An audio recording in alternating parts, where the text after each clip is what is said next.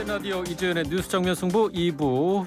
네, YTN 라디오 이재현의 뉴스 정면 승부 3부 시작합니다. 화요일 이 시간에는 정치 현안들에 대한 국민의힘의 행보 진단해 보면서 소수 여당으로서의 향후 과제까지 짚어보는 코너죠. 국민의힘은 안착종 순서입니다.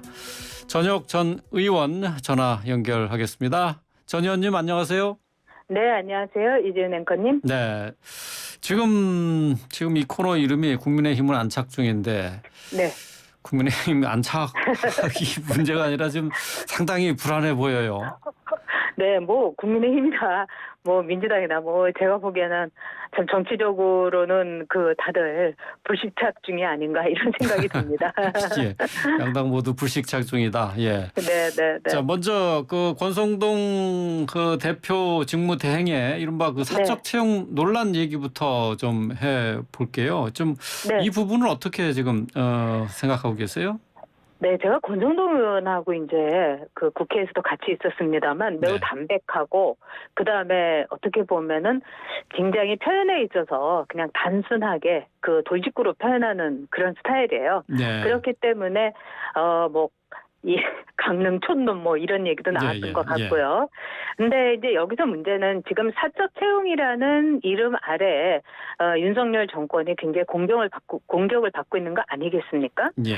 근데 이제 사적 채용이라는 거는 사사로운 인연을 통해서 채용하는 거다. 이렇게 지금 프레임을 야당에서 몰고 가는데 사실 이거는 엄밀하게 보면은 사적 채용이 아니라 정치적인 채용이다. 이렇게 볼 수 있습니다. 우리가 깨놓고 얘기해서 문재인 대통령이야말로 노무현의 친구라서 대선 후보가 됐고요. 이것도 그러면은 사적 채용인가? 제가 보기엔 이거는 정치적인 채용이다. 즉 정치적으로 리크루트한 거다. 이렇게 볼 수가 있는 거죠. 그리고 이제 뭐 잘 아시겠습니다만 어떤 나라든지 대통령이나 총리가 선거를 치르고 이러면은 개인적으로 원하는 사람을 자신이 골라서 쓸 수 있는 재량권이 있습니다. 그래서 미국 대통령이 되면은 무려 2만 개의 자리를 거의 고위직에 가까운 자리를 나를 도와준 사람으로 채울 수가 있는 거죠. 그리고 국민의힘이나 민주당 의원들도 보좌관을 꾸릴 때 공무원 쪽에서 리크루트를 합니까? 사실은 공채 쪽이 아니라 개인적인 인연이라든가 또 물론 이제 의원실에서 공지를 하기도 합니다만 역시 선거 때 고생했던 사람 동지가 생기는 거거든요. 이 정치라는 거는. 그래서 이 대통령실 역시 이 공적인 행정 서비스 말하자면 늘 공무원인 사람들과 그다음에 정치적인 동지 어공이라고 하죠. 어쩌다 공무원이 됐지만 정치적인 동지를 채용하는 거 이거를 적절히 운용해야지 이게 정답이라고 봅니다. 그래서 미국의 경우는 대사직도 선거에 이제 정치 현금을 많이 낸 사람에게 다 돌아가요. 그래서 존 F 케네디 아버지 조세 케네디가 주영 대사라는 어마어마한 자리를 받기도 했죠. 그래서 사적 채용의 프레임으로 몰아가는 것은 이것은 온당치 않다. 그리고 우리 국민이 대통령을 뽑은 것은 대통령에게 상당한 권한을 이양한 임파워먼트라고 생각합니다. 그리고 우리가 전에 문재인 정권 굳이 이야기를 할 필요 있겠는가 하지만 이거는 비교할 수밖에 없죠. 상대적인 거니까요. 무려 400명에서 500명에 가까운 정치적인 사적 채용이 있었다. 이런 이야기도 있어요. 오죽하면은 전대협 정권이라고 했겠습니까? 전대협 1기, 이 사람은 전대협 2기 이렇게까지 나오지 않았습니까? 또 특정한 사람을 굳이 얘기하고 싶지는 않지만 고민정 의원은 어떻게 해서 이 채용이 됐는가? 공적 채용이었는가? 아니죠. 문재인 후보에게 만나고 영입되고 그러면서 캠프로 들어갔고 청와대 부대변인으로 들어간 거예요. 이 고민정 의원에 대해서 명대변인 이런 얘기를 우리가 굳이 하기는 참 저는 힘들 것 같습니다만 어쨌든 문재인 대통령의 숨결도 알아먹어서 의원까지 됐고요. 이거야말로 사적 채용이라고 불릴 수 있는데 이런 점에서 정치적 채용과 사적 채용의 차이는 분명히 있다. 이렇게 생각합니다. 그러니까 대통령실 과거에 이제 청와대의 인적 구성 자체가 모두 그렇게 보면은 사적 채용이다라고 얘기할 것이니까 사적 채용이라고 하는 그 용어부터 합당한 표현은 아니다. 그런 말씀이시네요. 그리고 이제까지 우리나라의 70년 행정 역사 속에서 사적인 채용이라고 부르는 정치적인 채용과 그다음에 공무원들과 이렇게 조화롭게 이렇게 이루어진 겁니다. 그렇기 때문에 이거를 윤석열 정권에 대한 공격으로 삼는 거 이건 그만큼 이슈가 없거나 또 윤석열 정권에 대해서 여러 가지 자료가 딸리는 게 아닌가 개인적으로 이렇게 생각합니다. 예. 뭐 공격거리가 없어서 민주당이 한다고는 하지만 어쨌든 뭐 시민들은 뭐 상당히 공감하는 게 아닌가 싶어요. 그 극우 유튜브 진행자 누나가 이제 대통령실에서 일한 것도 이게 부당하다라는 여론 때문에 사퇴를 했고요. 네. 결국 이런 것도 정치적 채용이지만은 국민들은 수용하지 않는 것 아닙니까? 어떻습니까? 글쎄 그거는 뭐 여러 가지 측면에서 달리 볼 수도 있을 것 같아요.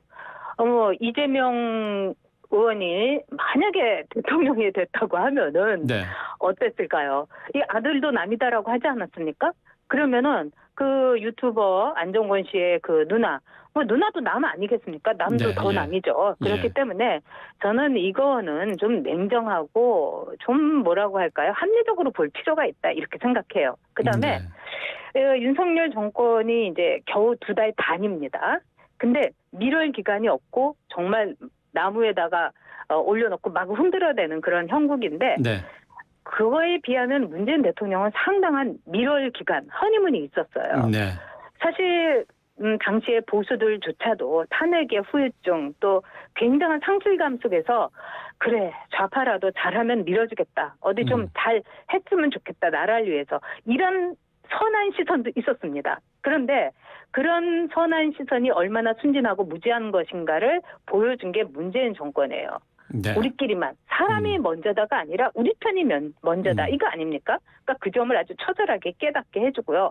그런 점에서 문재인 정권이 대한민국의 그 역사를 부정했다는 거.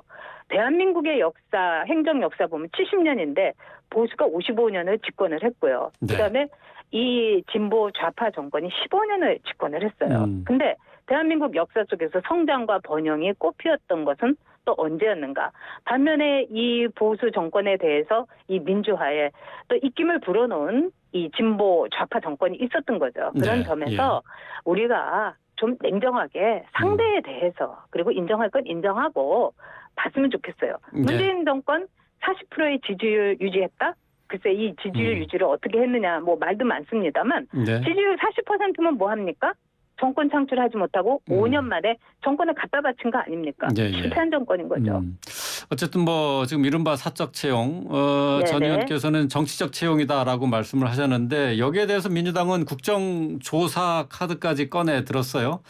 탈북어민 강제 북송 문제와 함께 이 문제를 같이 국정조사하자 이렇게 하고 나왔는데 국민의힘 뭐 글쎄요 받아들이진 않겠죠. 이거 뭐 정치적 공세로 봐야 되니까. 받아들일 거라고 봅니다. 받아들일 거로 보세요.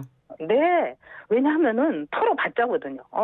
사실은 뭐 오늘 뭐 6급도 했다 뭐 이런 6급도 했다 하지만 다 보면은요 이거는 이제까지의 모든 정권하고 뭐 그렇게 틀린 게 아니에요. 그래서 저는 오히려 국민의힘에서 국정조사 꼭 하자. 그리고 특히 이 탈북 어민 문제는요 민주당이 대국민 사죄를 할 일입니다. 저도 어저께 통일부의 동영상을 보고서 정말 너무 놀랐어요. 한 인간이 사지로 끌려가는 거 정말 지금도 생각하면 가슴이 아픈데 안대를 하고 얼굴 가리개를 하고 이거는 명백한 불법입니다. 그렇기 때문에 우리 헌법에 북한을 벗어나면 그 순간부터 대한민국의 국민으로서의 대우를 받게 돼 있어요. 그리고 글쎄요 보통 한두 달이 걸린다는 조사를 그 2, 3일에 끝내서 당시에 이제 국정원 그 직원들이 굉장히 허탈했다. 그다음에 그 목선에서 말이 그렇지 16명을 2명이 어떻게 그렇게 살해를 할 수가 있습니까? 그리고 혈흔도 없었고 그리고 이른바 흉기 같은 것도 발견이 안 됐고 너무 이상하잖아요. 그래서 이 억울하게 그 월북 누명을 쓴 우리 해수부 공무원 말 그대로 저는 인신공양이라고 보고요. 당시에 이제 문재인 정권에서 종전 선언에 대한 조바심이 있었죠. 근데 이 탈북 어부들의 강제 북송 역시 그때 부산에서 아태 정상회담에 김정은 위원장을 부르기 위해서 이제 난리를 쳤죠. 안간힘을 썼죠. 네. 저는 그래서 이 모든 거 이제 국정조사 하자. 그리고 저도 국정조사 참여했습니다만 국정조사하면 나올 거 굉장히 많습니다. 그리고 그래요. 이미 저는 결과는 다 나온 것이라고 볼 수 있는데 네. 반드시 꼭 국정조사를 하기 바랍니다. 반드시 해야 된다. 네, 그러니까 네, 이제 네. 국민의힘 입장에서는 손해볼 게 없다 하는 얘기죠. 이거는 손해나 이익의 문제가 아니죠. 대한민국의 국민이 어떻게 그렇게 시체가 불태워지며 그런 식으로 가족들에게 우리 아버지가 뭐 도박에 뭐 이런 식으로 막 몰고 가고 네. 이건 아닌 거죠. 만약에 가족이 그랬다면 피눈물 날 일이 아니겠습니까? 예, 네. 예. 알겠습니다. 자, 이번에는 이제 국민의힘 내부 상황을 좀 살펴보도록 하겠습니다. 네. 어제 그 김기현 의원이 YTN 라디오에 출연을 해서 권성동 대표 직무대행 체제는 임시 체제다. 네. 정권 초기 안정적 지도 체제가 필요하다라고 얘기를 했어요. 조기 전당대회를 말하는 것이겠죠? 그렇죠. 네, 당연히. 필요합니까? 저도 그렇게 생각합니다. 그래요. 왜냐하면 지금처럼 이 직무대행 체제는 사실은 이제 권성동 원탑이라고 볼 수가 있죠. 네. 근데 권력이라는 거는 집중되면은 문제가 생기기 마련입니다. 특정하게. 그런 네. 점에서 정상적인 체제로 이 상시적 체제로 얼른 가야 되는 것이 아닌가. 그래서 전당대회를 열어서 빨리 새로운 지도부를 내세워야 되는데 여기에 그 가장 큰 이제 걸림돌이 이 청년 정치 호소인 이준석 전 대표 아니겠습니까? 예. 근데 사실 이준석 그 전 대표가 지금 지방을 계속 돌아다니면서 예. 뭐 앉아가지고 같이 온 도시락도 먹으면서 뭐 이 성경에 나온 오병이어 이 흉내를 내는데 예. 결국은 뭐겠어요? 날 좀 봐달라는 거 아니겠습니까? 네. 네, 그래서 가출을 2번씩이나 했을 때는 집 나간 가출 소년이었지만 이번에는 쫓겨난 소년이 돼버린 거예요. 네. 그러면 신세가 얼마나 처량하겠어요. 그래서 지금 날 상대를 좀 해달라. 나도 네. 미치겠다 이거예요. 그러면 이준석 그 대표하고 좀 연이 있고 이런 분이 나서서 여차해서 하는 게 좋다 하면은 그걸 기다리고 있다고 생각합니다. 저는. 그걸 기다리고 있다? 그러니까 네. 주변에 선배 정치인들로부터의 어떤 조언을 기다리고 있다는 얘기입니까? 뭐 조언을 기다렸다기보다는 예. 지금 이 상황이 계속되면은 제일 곤란한 사람은 이준석 전 대표죠. 예. 그렇지 않습니까? 그렇죠. 네, 무슨 그러니까, 그때 가출할 때만 하더라도 다시 등장할 수 있는 무대를 마련해 줄 것을 기다리고 있다 그런 말씀인가요? 지금 외곽으로만 계속 돌고 있고 그다음에 경찰의 수사 결과도 조여오고 이럴 때 나름대로 자진 사퇴를 해서 좀 모양새를 갖추면서 네. 저 외국에 가서 좀 공부 좀 하고 오겠습니다라든가 네. 이제는 좀 제대로 이제 절차를 밟겠습니다라든가 예. 이렇게 해야 되는데 지금 이준석 전 대표가 처한 상황이 네. 사실은 최악입니다. 그렇기 때문에 본인도 지금 머릿속이 굉장히 복잡할 거예요. 그러니까 이준석 전 대표는 계속 이렇게 이제 관심을 끌고 내가 여기 있다, 강릉 간다, 어디 간다 이렇게 하면서 강원도 간다 이러면서 결국은 누군가 나서서 좀 나 좀 봐줬으면 예. 다 좀 이렇게 상대를 해줬으면 이거를 이제 광야에서 외치고 있다 이렇게 보죠. 그럼 이준석 대표한테 전 의원은 뭐라고 얘기를 해주고 싶으세요? 자진 사퇴하라고. 자진 사퇴? 자진 사퇴하고. 예. 네. 그다음에 지금 관종의 팔도 유람은 얼른 그쳐야 되겠죠. 그리고 이제 이준석 대표도 이제 내일 모레면 40이에요. 네. 네. 그러면 뭐 지천명 하는 나이라고도 옛날에는 그랬습니다만은 이제까지 이준석의 정치는 과연 무엇이었는가? 자기 정치한다고 했을 때 사람들이 다 웃었어요. 그동안은 자기 정치했지 뭐 당을 위한 정치를 했냐? 윤석열 대통령이 그 당선이 됐을 때 왜 그렇게 땀을 삐질삐질 흘렸지? 많은 분들이 갖고 있는 것에 대해서 이제는 제대로 된 청년 정치 호소인이 아니라 예. 청년 정치의 본질, 청년 정치의 정말 진수를 보여주겠다는 그 희망이라도 주는 게 좋겠죠. 그 지지자들한테요. 예. 자진 사퇴하면서 자성하고 숙고하는 시간을 가져야 된다. 그런 당연하죠. 말씀이시네요. 예. 자, 민주당으로 주제를 옮겨보겠습니다. 이재명 의원이 출마를 했고요.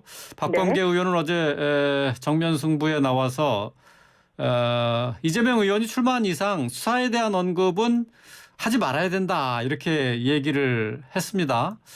네. 또 서른 의원 같은 경우 당 대표가 사법 리스크 상황에 빠지면은 당 전체가 역시 사법 리스크에 휩싸인다라고 우려를 표했어요. 네. 이재명 의원의 사법 리스크 민주당 내에서도 부담이 되겠죠. 엄청난 부담이 되는 거죠. 사실은 박범계 의원이 뭐 출마한 이상 수사에 대한 언급은 하지 말라. 말이 안 되는 거죠. 이 선택받기 위해서 또 그렇게 하기 위해서는 본인이 모든 것을 털어놔야 되고 네. 또 심판받아야 되는 겁니다. 근데 이제 이 서른 의원이 이재명 고문이 당대표가 되면 일단 당은 쪼개질 거다. 네, 예. 그리고 공천 학살 이런 거 없다고 이재명 의원이 뭐 강조를 했죠. 예. 그렇지만은 이재명 의원들의 이재명 의원이 남녀노소가 아니라 연합노소라고 했던 개딸들. 이 개딸들은 공천 학살 정도가 아니라 수박도 학살하자, 수박도 깨부시자 이러는데 예. 이걸 누가 믿겠느냐 이런 말을 서른 의원이 했는데 굉장히 저는 설득력 있다고 봅니다. 특히 서른 의원은 이재명 고문이 이제 이른바 변호사비 이걸 누가 대납했다는 거 이게 상식이다 이러고 예. 대납의 그 의혹을 받고 있는 모 기업의 그 대표가 지금 외국으로 튀었지 않습니까? 네, 예. 그런 점에서 이것뿐이 아니죠. 대장동부터 시작해서 사법 리스크가 아니라 이거는 사법의 핵폭풍이다 이렇게 볼 수 있죠. 네. 그러니까 당 전체도 같이 사법 리스크에 빠질 수밖에 없다는 말씀이신데 서른 의원이 또 한 얘기가 있어요. 여당 입장에서 보면은 이재명 의원이 당 대표가 되는 것은 꽃놀이패가 될 것이다라고 했는데 동의하세요? 저는 이재명 의원이 꼭 대표가 되길 바랍니다. 아, 대표가 되길 바라신다고요? 네. 전 한나라당의 의원이고 그다음에 이제 이 나라의 보수 유권자로서 예. 정말 저는 고대하고 있습니다. 아, 고대하고 계시다고요? 네. 아, 그러니까 이재명 의원이 당 대표가 되면은 민주당이 어려워질 것이다 이렇게 보시는 거군요. 예를 들자면 이제 서른 의원 같은 분은 뭐 제가 개인적으로는 그분의 이제 흑역사 이거 좋아하지는 않습니다. 김대업의 사건 등. 그럼에도 불구하고 이제 서른 의원은 이른바 DJ의 그 명맥이라든가 또 민주당이 우리나라의 역사 속에서 민주화를 위해서 헌신하고 그런 자부심의 그 의미를 갖고 있는 분인 건 사실이거든요. 예, 그런데 예. 사실은 이재명 고문은 뭐 이렇다 하게 본인은 인권 변호사라고 하지만 뭐 민주화라든가 뭐 이런 쪽하고는 사실 관계도 그렇게 없는 분이고 이런 점에 있어서 이 민주당의 수직 낙하 이거를 생각하시는 것 같아요. 그리고 아마 함께 할 수 없을 겁니다. 아, 네, 함께 할 수 단순히 없을 뭐 것이다. 이낙연 뭐 지지했던 이낙연계 뭐 이런 뭐 파벌 이걸 다 떠나갖고 예. 함께 할 수 없을 겁니다. 네. 아, 그렇군요. 뭐 지금 민주당이 이제 당 대표로 모두 8명이 출마를 했습니다. 네. 전혁 의원님의 촉이 좀 좋으시잖아요. 아이고 뭐 그렇지도 않죠. 민주당은 제가 잘 모르죠. 예, 3명이 이제 컷오프가 될 텐데 네. 어떤 분들이 3명 이 컷오프를 통과할까요?